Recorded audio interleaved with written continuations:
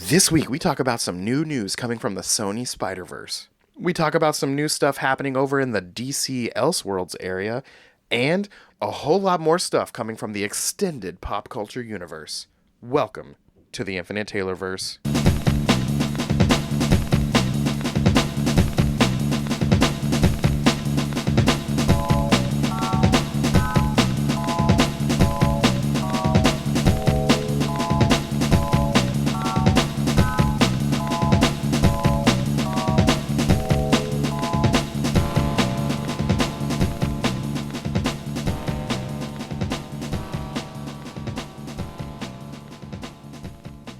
Warning. Red alert. Danger, Will Robinson! Danger! That's the emergency alert. This episode is full of spoilers for some of the latest and greatest nerdy movies and shows. Spoilers. Listener discretion is advised. What's up, everybody? Welcome to the Infinite Taylorverse podcast. I'm Billy Taylor. And I'm Taylor Oxner. And this week, we're coming at you guys with some of the latest and greatest things going on out there in our favorite pop culture universe. But before we jump into all that, you guys know what we're about to say. Taylor, what have you been nerding out about this week, man? I got two things. Okay. One, the God Beast has blessed me with another one of his figures. I purchased, he released, I don't know, was it a month and a half ago? He released one of his new figure lines, and they look like Venom and Carnage. Like, it's the same figures that he's been producing with a little different vibe to each one that makes them look like symbiotes.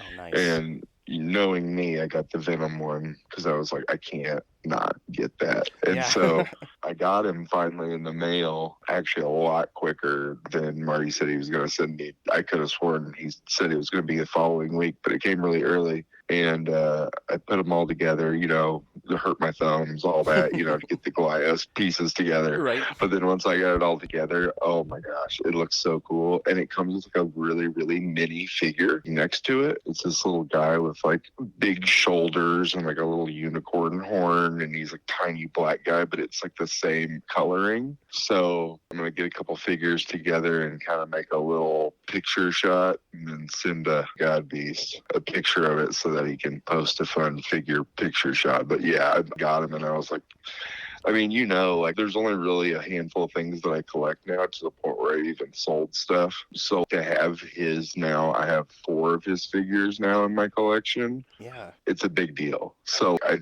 starting to really fall in love with the whole Goliath universe thing.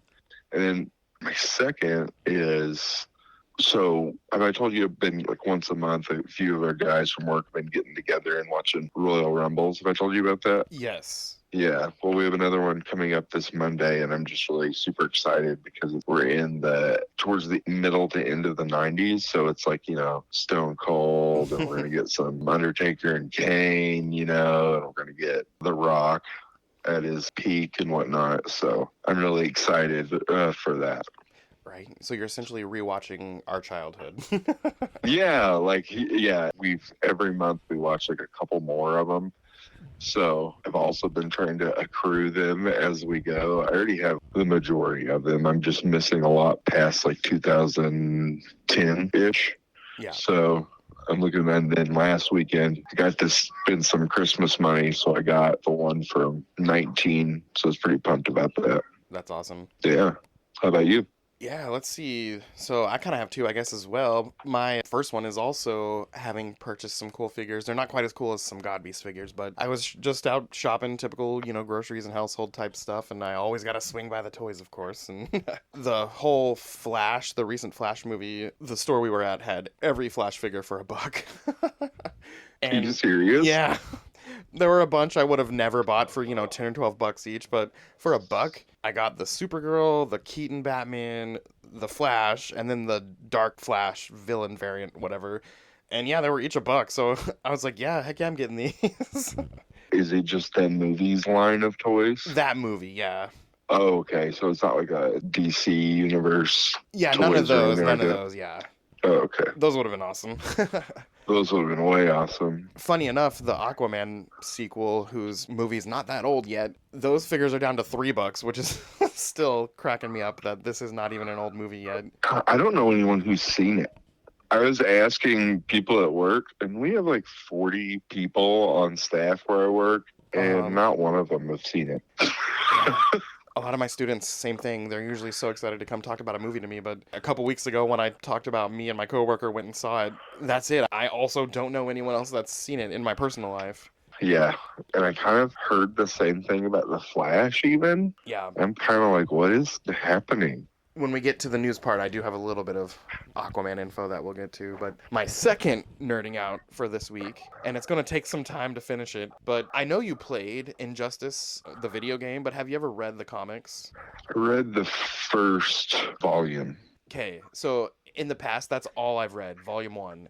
There's actually 3 volumes, volume 1, 2, and 3, and then also they came out with volume 0, which is kind of a prequel to the whole thing, and I didn't really know that. And I recently saw it, and I got it, and I'm like, I'm going to read this, the volume 0. And then it's kind of put me on a crazy, I got to redo volume 1, and then read volume 2 and 3. And I think it's nearly 3,000 pages. That's how thick this reader is. That's nutty. I know. Maybe it's not quite 3,000, but it's 2,300, I think, if I remember the page count. But I read, and I couldn't put it down. I read volume 0, which, again, I didn't even know existed. And we all know how Injustice happens. You know, the Joker laces some Scarecrow fear gas with kryptonite and shoots it at Superman. And he begins to see things, and he believes he's seeing Doomsday, and he freaks out, and he fights it, and flies him out to space so no one can get hurt. Well, when the spray wears off, he wasn't fighting Doomsday. It was freaking Lois, who's just found out she's pregnant with his kid. And he, by his hands, she just died. And that made him snap. The whole purpose of this story is Joker wants to corrupt the incorruptible. And that's exactly what happens. He flies back down as fast as he can. And literally there's a whole panel. He punches a hole through Joker's chest. And that is just not Superman. And then the rest is history. But Volume 0, which I'm nerding out about right now, just finished it up the other night. It's a prequel where you find that back around World War II times, there's this amulet that anyone who possesses it has mind control over a person's body and can kind of puppeteer them with their mind as well. It's kind of crazy. But anyway, fast forward to present day, and somehow Joker hears about this thing, and he finds out where it is, and he gets his hands on it, and Joker becomes this all-powerful, mind-controlling person. And he starts killing off members of the Justice Society. And towards the end of the story, the Justice Society members, they're dying off because of this stuff that the Joker's doing. And no one really knows this is the Joker till the end. And he gets his brain waves hooked into Superman. And so he's getting Superman to almost kill some people, but everyone speaks out and they're like, Clark, you know, even Batman's like, Clark, you're the strongest person I know. There's no way you can let him control your brain like this. Use your strength. And he snaps out of it. He's the only being that's ever snapped out of this mind control. But anyway, they win. They defeat the Joker, but the Joker was apparently in his mind just long enough to see that his true love was Lois Lane. And that's the end of that book. And that's how, you know, you fast forward to volume 1 of Injustice, and you're like, well, how does he know Lois is his wife or whatever? But this whole prequel sets it up. And yeah, lots of nerding out. It was awesome. Well, right on. Yeah, I think I've read, and I'm getting them confused, the Injustice and the Arkham Asylum comics, but I'm pretty sure I've only read volume 1. Yeah. I know there's way more than I've read. I'm pretty sure I've only read volume 1 at this point. And now I'm about halfway through rereading volume 1, and I'm super pumped to just finish that story out. Yeah, it's awesome. Well, let's see. Over in the news this week, and I guess we're already talking about DC, so let's switch things up a bit and go there first. We talked about Aquaman and the Lost Kingdom, and that movie is going to be available to watch at home on March 12th. So even though it just came out in December, we're about a month and a half away from getting to watch it at home. So there's that. Yeah. There's been a lot of chatter about the whole J.J. Abrams Elseworld Superman movie that was going to either feature Calvin Ellis or Val Zod variant of Superman. And with this whole, you know, changing of the people in charge of DC and everything, there's been a lot of talk about, is that movie still even happening? Well, apparently on social media, someone asked James Gunn and he just flat out said, yep, it's still happening. J.J. Abrams is still in charge and this Elseworld story is still going to be told. And that's it. That's about all he said. So anyone interested in that movie, it is still going to happen in the next few years. So that's kind of cool. That is neat. Are they going to have like an Elseworlds banner before those movies now? It's like Joker is going to be one of them as well. Ooh, yeah, that'd be cool. I didn't really think about that. You know, an actual visual indicator that it's an Elseworlds. Yeah, I bet they do. I mean, that would make more sense to me than not doing. I feel like not doing that would be confusing. Yeah, the casual viewer, it would be helpful for them. Yes. And for us, it'll just be cool because I bet it looks awesome. But yeah, we finally get to see that star thing with what Yep. is that, by the way? I don't know. I know what you're Have you talking ever about. I didn't yeah, all the old Elseworlds thing, like it says like a I don't know, it's like a star, but like with 100 spokes on it, and it just Yep. says Elseworlds. Yep. I just realized I don't really know what that is. Yeah. I guess I've never really thought about it either. I don't know either. It might be just a symbol. Yeah, it could be. Oh, the next piece of DC news. There's a documentary that just got finished being screened at Sundance Film Festival, and it's called Superman, the Christopher Reeve Story. And his kids, his own children, made this documentary or had it made. And I saw a real quick clip of it, and my only thought was, oh my gosh, as much as I love Superman and Christopher Reeve and his story and all that stuff, this is going to be a tearjerker of a documentary. Yeah, I was gonna be like, bring the tissues. Yeah. I'm excited to see that when it eventually comes to streaming. There was no word. It only just now went to the festival, so it'll probably be a little while before we get to see it. But from the small clip I saw, man, oh man, I was instantly thinking this is gonna bring some tears. Oh wow. And let's see, the last thing I have with DC is I finally got to watch Justice League Crisis on Infinite Earths Part 1 last weekend. Oh, are they both out or just the one? Just Part 1, and it'll be a few more months before Part 2 comes out. And Okay. it was really good. I'm not going to give a full-blown review of it or anything, but I will say it's, you know, it's got the bare bones of the Crisis on Infinite Earths story, and it does a lot of back and forth with the Flash. Stuff from their past, stuff from the present, stuff from their past, stuff from the present, just back and forth a lot. And he keeps kind of phasing in and out of the past and the present, and then you kind of get towards the end when you finally meet the Monitor, and then you find out something even worse is happening, and they can't quite figure it out, and that's kind of where it cuts off for Part 2 to happen. But it's nearly 2 hours, and it's pretty good. And like I said, it's fairly modern. It's a modern version with, you know, modern renderings of these characters, but you get to see a few of the other parallel Earths, and yeah, they did a good job with the, what are they called? The parallel world bad versions? Do they call them the Justice Lords? Does that sound right?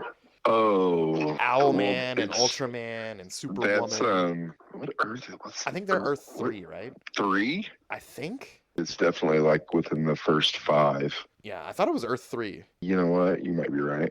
You'd know better than me, probably. But yeah, those guys were pretty cool. They were bad. But it was cool Yeah. to see these different versions of characters, and I'm real excited to see Part 2. And I guarantee at some point, just like they did with the Dark Knight Returns Batman Part 1 and 2, they kind of eventually made it one full thing. I bet they do the same thing once both parts are out. Weren't there going to be 3 parts to this one? Maybe? I don't remember. For some reason in my head, I'm thinking there were 3 parts to it. Well, I hope there's 3 parts, because that just means more to watch. Yeah, exactly. Anyone listening, it's definitely worth a watch. It's pretty fun. And it's, again, it's not a perfect, exact copy of the comic, but we have the comic for that. It's its own thing, and so far it's been pretty good. How's Psycho Pirate? You know, we don't really see Psycho Pirate until towards the end of this version. Wow. And they're all gathered in the Watchtower, all these heroes from all kinds of places. The Harbinger character brings these characters from various Earths, and he's one of the people that come. And this is Okay. towards the end of Part 1. Man, they got a lot of ground to cover in part 2. Yeah, so maybe it is 3 parts. I'm just thinking about it. I'm like, they just got to that part, which is what I would consider like the halfway, not even the halfway point. Yeah, maybe it does have 3 parts, and that would be pretty cool. That would be pretty cool. Well, that's about it with DC. Let's hop over to Marvel. So Echo was a lot of fun. Yeah, I'm 4 episodes in, so I haven't finished it yet, but so far I'm pretty much floored by it. I can't believe how good it is. Yeah, Like, I knew I'd like really it, wasn't but expecting like fireworks at all. yeah. And I knew I'd like it, but I didn't know how much I'd like it. Yeah, And there's only 5 episodes, right? 5 or 6. So you're close. When you get to the end, we'll have to talk a little deeper about it. It's so good. And then I'm really anxious to talk about the final moment of the final episode to see where you think it's going to go. But we'll save that for next Yeah. week. So like the first episode, you get to see Daredevil Yep. and Ronin. Yep. which I was expecting the first one, not in the first episode, but I was expecting the first one. And then the second one was not expecting it, but then I was like, oh, yeah, they got a recap for the people who never watched Hawkeye. Yep. Because that's a big part of that, a really big part of that story now. So I thought that was really awesome. Yeah. The one thing that I thought was weird was all the people saying, man, there's going to be so many cameos, but you just named the only ones I can think of, Daredevil and Hawkeye, or Ronin. Yeah. Because I wouldn't consider Kingpin a cameo. He's part of the series. Okay. But yeah, I was thinking, who else are we going to see? But that was about it. But again, don't get me wrong, it was amazing. That's not a diss towards this at all, because it was great. Yeah. I thought it was really cool. Also, I'm kind of interested to see if they tie in the new character, what's her name, from What If? Yeah, Kahori. Yeah. I just see that really easily tying in through this, but Yeah. I haven't finished it yet, so don't tell me if Don't tell you? it Okay. does or not. I won't say anything. It is cool to see her kind of... Man, I don't even know if what I'm about to say happens till the last episode or so I won't say it yet. But yes, listeners, if you haven't, it's been a couple weeks now. Go watch Echo. It's amazing. Yeah, like the latest thing that I saw was she got her new leg with all the cool stuff on it, and Yeah. she actually started to wear it. I like her family, all the side characters, especially the first cousin we encounter when she goes back to her hometown. Biscuit? Yes. Yeah, that guy's awesome. I want to be his friend. He's cracking me up. Yeah. Also, the grandmother's scary. Oh, she's super scary. Why is she so scary? She's scary.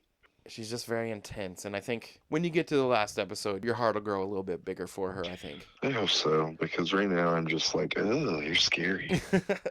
Well, let's see. The next piece of news here, Vincent D'Onofrio, the Kingpin, he was in an interview talking about Daredevil Born Again, and it's already been confirmed, yes, but it was just cool to hear him say in this interview that the new show, Daredevil Born Again, is going to be directly connected to the original Netflix series. So it's just cool to hear it being said. We know it's been confirmed, but he didn't mention, but someone else mentioned in this interview that we're going to see ties to the Punisher series as well, not just Daredevil, when this new series comes out. Yes, and there was like a Punisher teaser picture, I guess. I think I saw that. What's his name? The actor. Oh, gosh. John Barenthal, is that his name? Yeah, John. He posted some very cryptic post recently, so it's just got the whole interwebs stirring. Yeah, and then another big rumor, or it was confirmed, that Bullseye is going to be a big part. Ooh, I hadn't seen that, but that would be awesome. Yeah. Is it going to be Colin Farrell with a literal bullseye on his forehead? Well, the character actually does have a literal bullseye on his forehead, but it's not. Gosh. Is he going to kill an annoying old lady on an airplane with a peanut? That was awesome, by the way. I thought that part was amazing. The accent's awful. Mm-hmm. Also, that outfit's just horrendous. It's like a leather trench coat or something. I don't know. It's gross. But yeah, I could be down for some bullseye. Yeah, for sure. Let's see, the next piece of news here. Anyone who hasn't had a chance to see The Marvels yet, it's going to be streaming on Disney Plus on February 7th. So, yeah, you're going to get to watch it. And haters going to hate, but I loved that movie. Yeah, I actually did too. Do I think it's a good movie? No, not really. But it's a lot of fun. It is super fun. And there's a lot of heart to it. And the end credit scene will make you crap your pants. So it's worth it just for that. Yes. And then, recently Sebastian Stan was in an interview, and he said that the Thunderbolts are going to begin filming in about a month or so. So that's about to start. That's cool. Wow. Does that mean that Captain America is done? I think that is done. Other than I recall reading about some reshoots they had to do, but I feel like that's been done for a little while. Wow. Let's see. Well, all these things are finally rolling in, it seems. I mean, I felt like we've been waiting for Deadpool 3 for 10 years. Oh, I know. I'm so excited for that one. I think more than anything else this year. Well, the next thing on my list here, it says that the Ironheart star, Dominique Thorne, said that production has finally finished with Ironheart. So that's something that'll be able to come out soon, too. And I'm kind of excited to see that. I really liked her character in Black Panther, too. Yeah, and I hope we get more of Okoye in the that blue, what was it called? The Midnight Angel, is that what they called her? Yeah, the Midnight Angel. I just got the Funko of that recently. Uh-huh. That thing is so cool. It I is always really like cool. would love a statuette of that at some point. But Yes. it's rad. And then we know we're getting Madam Web, Kraven the Hunter, Venom 3 is coming out soon. Something that Sony has also announced is we're getting a live-action Silk series and a live-action Spider-Man Noir series. But right now the big rumor floating around is that we're going to be getting an R-rated Spider-Punk live-action movie. And if that is true, I am very excited about that. So how are you feeling about these Sony projects? You know, they haven't been amazing. I don't know. But my only thought about it is, if it eventually leads to a cool Spider-Man universe, once they throw him in there, it might actually be kind of cool. Yeah, I was wondering because the rumor is, or the information that we'd be getting is that all those characters are going to finally tie into the MCU. I guess I'm kind of really excited for Venom to see why he was in that universe for that long. Yeah, I hope we do Besides see just that. dropping off that piece of symbiote and that was it. Uh-huh. So there's that. I want to see black suit stuff. Also, what's Venom 3 gonna be? I don't know. And I didn't realize it was coming out this year, and we've heard nothing about it. Yeah, like I don't even know like villain wise. I guess you could do like a Maximum Carnage thing where Carnage comes back and then he brings like a bunch of people with him. Yeah. But I mean, they kind of did that a little bit. Yeah. But all that to say, if they do make a rated R live action Spider-Punk movie, I'm 100% down for that. Yeah, I really like that character. He was funny. And speaking of that whole Sony verse, the Madam Web director just said in an interview that this movie is actually in its own standalone world. This is not Toby's universe, not Andrew's universe, not the MCU, not the Venomverse. It's its own place. But at some point, we'll see how it connects. So yeah, Okay. we'll see what that means. Yeah, that sounds stupid. I have the lowest expectations for any Sony Spider-Man property that isn't animated. Yeah. The last couple things here on the news, Spider-Man 4, it's rumored that the villain is going to be a villain we've never before seen in live action. So that's cool. Who do you think? I don't know, but it'd be cool to see someone like, Alistair Smythe and the Spider Slayers and all that kind of stuff. I'd be down for that. Yeah, that'd be wild. I'm trying to think of what other spider villains we've never seen. Have we seen... Well, we kind of saw Hydro Man in Far From Home. Yeah. A real version of him would be kind of cool. Chameleon? Oh, yeah, we have not seen Chameleon. Maybe? Boomerang? Yeah. Hobgoblin. Yeah, We've Hobgoblin. We have not seen a live-action Hobgoblin, and we already have Ned Leeds. Yeah, I really hope they don't turn him into a bad guy and make... I mean, it would be amazing, like the whole story arc of him slowly disliking Spider-Man. Yeah. I think would be kind of crazy. And speaking of that, I don't know if you follow the actor on social media. Dude has lost a lot of weight lately. Oh, really? Yes. So that would be kind of crazy if that's where they go. That's interesting. The final Marvel news I have here is that there's a big rumor going around that when we finally get the Nova movie, it's going to be played by Ryan Gosling. Yeah, I saw that. I like him. That'd be awesome. Yeah, that works for that character really well, I think. Over with Star Wars, the only thing that I have is that the Bad Batch final season 3, premieres on February 21st, and it's going to be a 3-episode premiere. And, oh man, one of the biggest reveals on the trailer that just came out is that the character Asajj Ventress is going to be back. And people are like, what the heck? I thought she was dead. But spoiler alert for people who haven't seen a show that's as old as it is. She was technically... Her body dropped off at this healing place, and the end, we never see her again. So it's not out of the realm of possibilities, and she is in fact in the trailer, so it's obviously possible, but I'm just so excited for that series to come back. Yeah, and it's the last season, you said? The final one, yep. It's going to wrap their story arc up. Wow, interesting.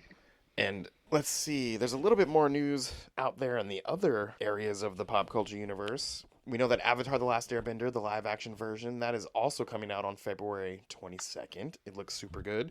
In fact, as of us recording this, a brand new trailer came out about 5 hours ago, and it looks freaking awesome. And then Star Trek Discovery, Season 5. That's going to be the final season of Discovery. We're still going to get more Lower Decks and more Strange New Worlds and a few new things, but the final season of Discovery comes out in April on Paramount+. Let's see, for Doctor Who fans, Millie Gibson, the actress who plays his new companion that showed up on the Christmas special, Ruby Sunday, this is her final season. She's only going to be in Ncuti Gatwa's first season, and she's already been replaced by the Andor star who played the character Cinta. Her name is Varada Sithu. She's going to be the new companion on Ncuti Gatwa's second season. So Millie Gibson came and went real fast. So Wow, yeah. And then Invincible Season 2 Part 2, the release date is supposed to be announced sometime this week. And as of us recording, it has not been announced, but next week we'll be able to tell you when that's coming out. Part 1 was awesome. Yeah, I'm really itching to watch part 2. I thought that was so weird that they took a break. Yeah. Let's see. Mission Impossible Dead Reckoning Part 1. Anyone who likes those Mission Impossible movies, that's going to be streaming on January 25th on Paramount+. Awesome. Oh, this one's kind of random. There's a live action How to Train Your Dragon that's coming out. I think we mentioned that before, but it has begun filming, so that's going to be here before we know it. And then the last thing on the list, did you ever read the comics or watch the very short-lived MTV series The Max? I actually own the series. Okay. It was a 35-issue comic run, and then it was a 13-issue MTV animated series. But did you know they're making a live-action movie of that? No. And Channing What? Tatum is going to play him, the main character, the Max. How?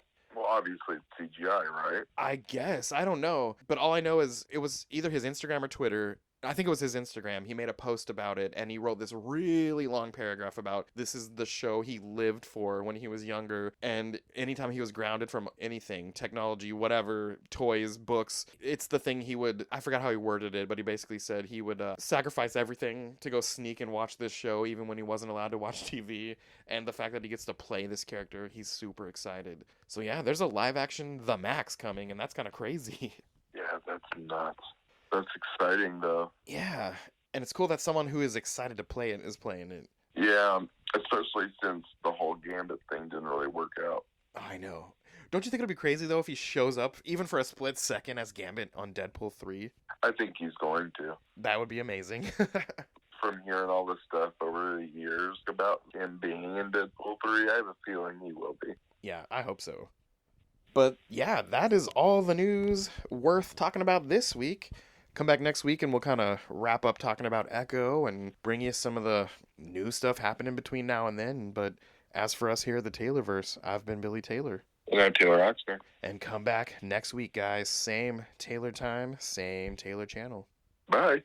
Bye.